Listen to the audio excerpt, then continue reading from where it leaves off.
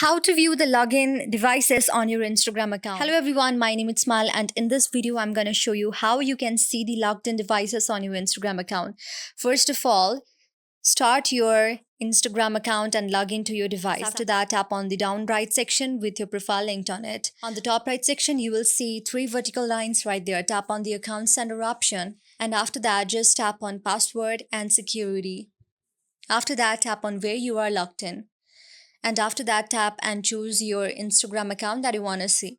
Now from here you can simply see all the accounts, devices that you have logged into your account. So these are all the devices that my account is logged in. By doing this, you can also simply see in which account that you have logged in your Instagram account. So you can see all the devices right on the screen. So this is how you can see it. I hope you like the video. If you like the video, then please do thumbs up, subscribe, and also comment on our comment section below.